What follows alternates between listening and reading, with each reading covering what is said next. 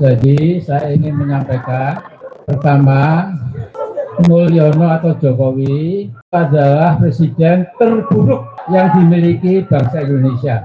Ini adalah pesan yang kuat kepada istana bahwa dalam bernegara tidak boleh ada satu keluarga yang merasa superior.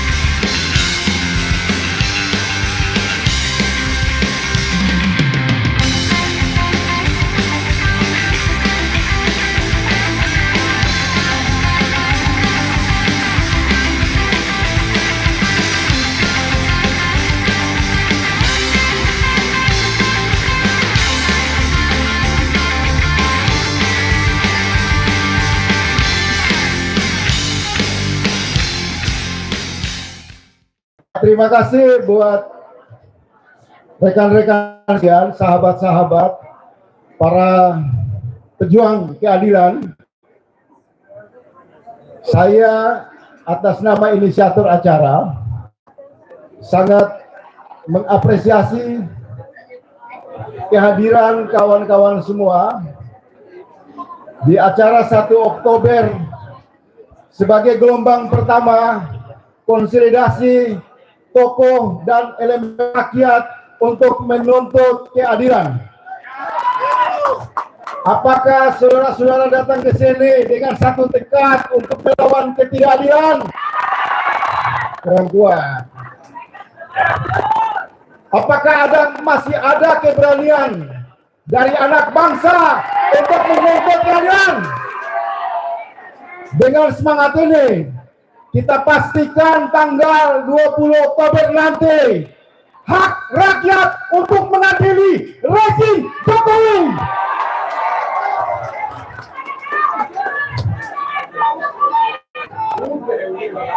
Kita dalam 1 dekade anak bangsa dicerai-berai. Elemen bangsa terjebak dalam kotak-kotak politik rezim Jokowi. Tetapi hari ini kita buktikan dari semua elemen bangsa, tokoh-tokoh yang konsisten memperjuangkan gerakan keadilan berkumpul di sini. Ini adalah pesan yang kuat kepada istana bahwa dalam bernegara tidak boleh ada satu keluarga yang merasa superior. Sebagai penyelenggara acara, saya pastikan di tempat ini steril. Kami telah memetakan wilayah sekitar Menteng. Tidak ada antik Mulyono yang coba-coba untuk masuk ke ini. Tindakan mereka membubarkan forum yang dihadiri para tokoh adalah tindakan yang sangat terkutuk. Menunjukkan bahwa Mulyono mengalami ketakutan luar biasa. Makanya kalau mau berkuasa, jangan merasa superior, jangan merasa paling hebat. Sudah usung anak, usung mantu, istrinya juga diduga terlibat skandal tambang. Ini rezim yang paling saya dan Anda semua membaca di seluruh pelosok Indonesia demo yang digelar oleh adik-adik mahasiswa dan rakyat. Isinya sangat jelas. Jokowi turun dari kekuasaan harus diadili. Setuju? Yang tidak hadir di tempat ini secara sengaja, yang tidak hadir di tempat ini, yang kami sudah undang para tokoh-tokoh secara sengaja tidak hadir karena takut, mengkhianat dan telah memaafkan Jokowi. Jangan baru digertak preman sedikit takut. Saudara-saudara sekalian, forum ini bebas untuk berinteraksi dan saling bertukar pikiran. Saya mohon bapak-bapak tidak jenuh, tidak ngobrol, supaya pendapat-pendapat dari tokoh-tokoh kritis yang kami akan undang di forum ini dapat menyampaikan pesan-pesan moral secara tegas di seluruh channel media untuk mengatakan bahwa tanggal 20 Oktober rakyat bersatu mengadili Jokowi. Wassalam. Merdeka. Assalamualaikum warahmatullahi wabarakatuh. Jadi saya ingin menyampaikan, pertama, Mulyono atau Jokowi adalah presiden terburuk yang dimiliki bangsa Indonesia. Mengapa terburuk? Pertama, dia memperlakukan undang-undang dasar seperti anggaran rumah tangga, rukun kampung dia. Ya. Betul-betul ini sebuah manusia toksik yang bodoh bin tengil, ya, yang betul-betul menghina Undang-Undang Dasar 1945. Dia lupa UUD itu dasarnya undang-undang, tapi oleh si Jokowi ini, ya, itu betul-betul menghina kita semua. Dan yang kedua, dia penampilannya seperti rakyat biasa, pelongo-pelongo, korar-korar, tapi dalam hatinya dia itu mengabdi kepada kepentingan korporat dan konglomerat pemilik modal. Hubungan dia dengan Beijing saya kira sudah menjadi rahasia umum. Yang ketiga, saya berani menyimpulkan sesungguhnya dia telah menjadikan Indonesia sebagai negara subordinat negara Tiongkok daratan itu. Jadi sesembahan dia itu bukan Allah yang Maha Kuasa, tapi adalah paman Xi Jinping, ya, yang dia adalah presiden Cina, kemudian juga sekretaris jenderal Partai Komunis Cina, kemudian juga kepala intelijen, kepala PLA, People's Liberation Army, angkatan militernya Cina itu. Dan ini sesuatu yang betul-betul memang menghina bangsa sendiri. Nah, setelah tidak terlalu panjang, sudah waktunya kita beri kesempatan, ya, insya Allah 20 Oktober nanti, Pak Prabowo dan Gibran, nggak apa-apa, dilantik dulu. Setelah itu 21 Oktober kita akan gerakan rakyat untuk menjebol si Gibran, ya, si Bukafa itu, yang dia kotor, ya, serba pornografi, ya, yang dipikir dia itu bukan negara kita, kemauan rakyat, keadilan nggak ada, ya, tapi hanya maaf, pokoknya kita tahu lah, ya. Nah, terakhir kita jangan pernah lupa berdoa kepada Allah. Jadi saya sekali mensitir ayat pendek dalam surat Ibrahim berbunyi, wa qad makaru makrohum wa indallahi makruhum wa in kana makrum litazula minhul jibal. Jadi sesungguhnya orang membuat makar, ya, seperti Mulyono ini kan suka membuat makar. Itu makar mereka ada di genggaman Allah. Jadi nggak kemana-mana. Ya. Sekalipun makar mereka itu dimaksudkan untuk melenyapkan beberapa gunung. Ya. Ini dahsyat sekali. Ya. Jadi manusia itu cuma debunya debu. Kalau kemeluntuh, takabur seperti Mulyono itu insya Allah akan tenggelam. Dan yang penting kita harus seret dia ke penjara. Ya. Syahadat. Assalamualaikum warahmatullahi wabarakatuh. Terima kasih Mas Revi. Karena waktunya mepet, siap. Saya hanya ingin sekitar 5 menit saja, karena dalam gambar ini banyak tokoh Petruk, ya. Jadi saya akan menceritakan soal filosofi Petruk jadi ratu atau Petruk jadi raja. Sebelum ada Fufu Papa, ini yang lebih penting. Wah, ini bibitnya Fufu Papa. Ya tahu. Jadi ini harus keluarkan dulu. Jadi saya akan cerita biasanya kalau wayang itu dalam bahasa Jawa.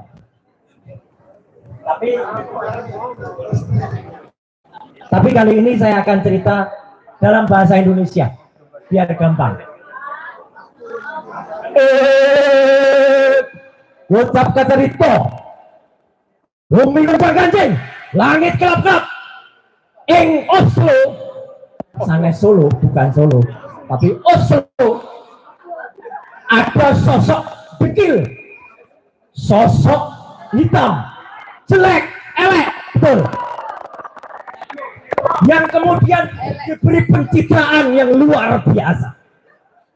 Dia adalah Petro, mendapatkan gelar Best Mayor in the world. Petro kok bisa untuk mayor, Petro kok bisa dapat mayor. Luar biasanya, dia berucap ketika ada banjir di mana-mana. Banjir itu akan bisa tuntas kalau saya jadi gubernur Jakarta. Maka berangkatlah dia naik mobil SMK. Mana SMK-nya? Nggak ada, karena SMK-nya. Nah, kemudian setelah dia di Jakarta, dia dibedaki. Petro ini dibedaki, dikasih warna seperti pasukan silver yang ada di traffic light itu. Nah, ya, tapi ini bukan silver cebokernya Fufafa ya, itu ada silver juga namanya, Silverster itu namanya. Nah, kalau ini silver yang lain, tapi bukan silver.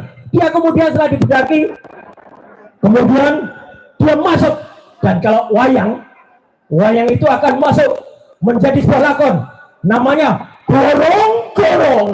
Oh. Jadilah dia menjelma menjadi Petro yang berkulit emas. Petro berkulit emas ini kemudian memimpin ibu kota DKI Jakarta. Ketika kemudian dia menjadi pemimpin di DKI Jakarta, banjir tidak juga hilang. Betul? Dia kemudian berucap, banjir akan hilang kalau saya menjadi presiden Konoha. Wah, kemudian didukung oligarki. Dia kemudian menemukan, kalau dalam cerita sebenarnya, dia menemukannya namanya Serat Kalimosodo. Serat Kalimosodo itu adalah surat kalimat syahadat. Tapi apa benar dia mengucap kalimat syahadat? Nah, itu. Kemudian dia berubah menjadi Raja Petruk. Inilah Raja Petruk. Bukan Raja Jawa, tapi Raja Petruk. Ada gambarnya. Raja Petruk ini memang tidak layak menjadi raja, Kang Refli. Ini orang yang hitam tadi. Kemudian dipakaiani, dikasih, dan dia kemudian dikenal dalam dunia pewayangan sebagai tokoh namanya Wel Geduel B. Wel Geduel B itu artinya apa?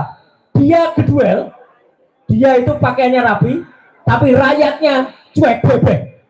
Rakyatnya diterlantarkan. Kemudian ini asli. Dalam referensi Raja Petruk atau Petruk Dadi Ratu ini dikenal dengan nama kantong bolong. Ini asli. Jadi filosofinya jelas. Kantong bolong itu kantong yang berisi 11.000 triliun.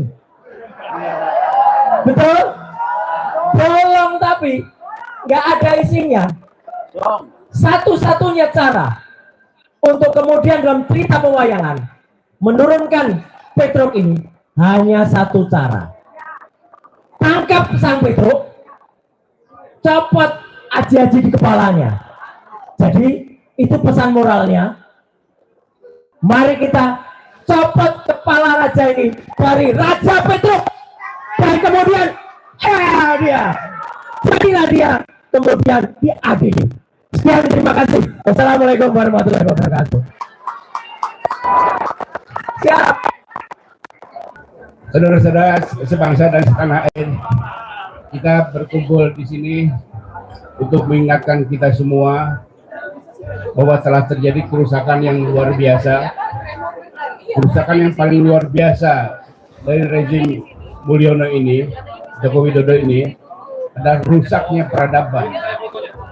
Peradaban itu adalah penemuan manusia terhadap Sang Pencipta yang melahirkan agama dan ilmu pengetahuan. Dua hal itu dilandasi oleh etika dan moral. Ketika etika dan moral itu runtuh, maka peradaban itu juga runtuh. Itu sebabnya teman-teman dari Partai Negoro ini ingin berjuang kembali untuk menemukan peradaban bangsa Indonesia. Tadi sahabat saya Roy Suryo sudah memetaskan Petruk jadi raja. Ini bagi teman-teman yang bukan Jawa, saya ingin menjelaskan bahwa secara filosofi Jawa itu bukan berarti bahwa rakyat tidak boleh menjadi pemimpin. Kalau rakyat menjadi pemimpin menjadi berantakan, itu bukan itu maksud dari Petruk jadi raja. Jadi Petruk jadi raja itu adalah kritik terhadap para kesatria. Ketika para kesatria berkhianat, ketika para kesatria korup, ketika para kesatria tidak menjalankan perintah-perintah konstitusi, maka situasi akan menjadi buruk. Dan itulah sebabnya kemudian muncul seorang Petruk dengan jiwa yang terkutuk memimpin bangsa, memimpin negara. Jadi kita pernah punya pengalaman dua kali bagaimana dari rakyat biasa menjadi pemimpin. Di masa lalu kita pernah mendengar kisah Ken Arok. Ken Arok itu dari rakyat jelata, kemudian ketemu Tunggul Ametung, kemudian ditarik Tunggul Ametung ke istana, dimuliakan oleh Tunggul Ametung. Tapi karena mental buruk, Ken Arok itu kemudian membunuh Tunggul Ametung dan memperkosa istrinya Ken Dedes. Dan kemudian lahirnya keturunan yang kemudian menjadi raja-raja Jawa. Sejarah tidak pernah mengutuk perbuatan Ken Arok. Sehingga sampai hari ini kita melihat bahwa keturunan raja-raja Jawa itu adalah keturunan Ken Arok, termasuk Raden Wijaya pendiri Majapahit. Nah kemudian di zaman modern ini ada anak rakyat jelata dari Boyolali dimuliakan oleh demokrasi. Kemudian tapi dia membunuh demokrasi, memperkosa konstitusi, kemudian melahirkan anak-anaknya yang diharapkan menjadi para pemimpin keturunannya menjadi bangsa hari ini. Dan ini tidak boleh terjadi.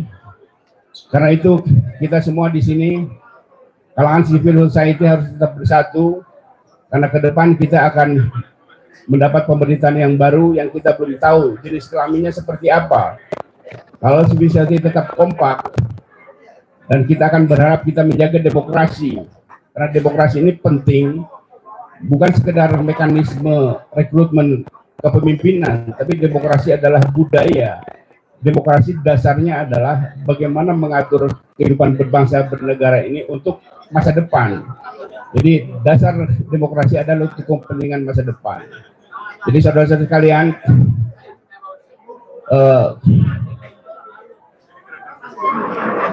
untuk mengakhiri rezim ini, tadi setelah endingnya Roy Suryo mengatakan Petruk harus diadili, maka inilah puisi pengadilan Petruk. Petruk terlanjur jadi raja, dinubatkan 9 naga, digorong-gorong kemunafikan. Saat itu rembulan menutupi matahari, 8 menyelimuti mata hati, akal sehat terperosok diselokan, kalangan intelektual ikutan bebal, cermin budaya memang nyerap semua daya. Petruk pun jadi berhala, dipuja demi jabatan dan kekayaan, melimpahkan dosa di mana-mana, mengguncang kesadaran akal pikiran. Oh, kenapa zaman begini edan, lebih edan dari zaman Ronggo Warsito. Hutan dibikin bopeng, tapi kota yang dijanjikan tak pernah menjadi nyata. Ibu kota hanya dusta. Dinasti dibangun strategi ambisi, para pangeran ingusan kian jumawa dari atas tahta kepalsuan, nebar dosa di mana-mana. Hidupnya mewah, rakyatnya susah.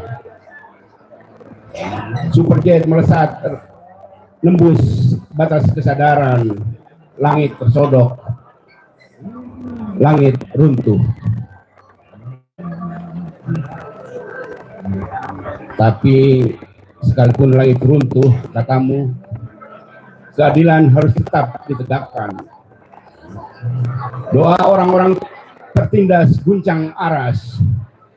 Malaikat penjaga kebenaran mengutuk Petrus, kembalikan si pendusta ke gorong-gorong, teronggok dalam tumpukan sampah kebohongan. Maka perburuan pun dimulai. Orang-orang kampung ngepung gunung, isir bibir sungai, merambah setiap lembah celah lembah. Obor di tangan kiri, di tangan kanan. Ada juga yang nenteng bambu dengan ujung yang runcing, tajam, telanjang, dan mengancam. Boneka kayu, hei boneka kayu, sembunyi di mana ia? Tangkap si penipu itu. Di langit, bulan yang tinggal sepotong menyaksikan si pembohong nyisiri gorong-gorong. Menyepuk takdirnya, teronggok di pojok ruang kosong, dingin dan suram. Terima kasih. Wassalamualaikum warahmatullahi wabarakatuh.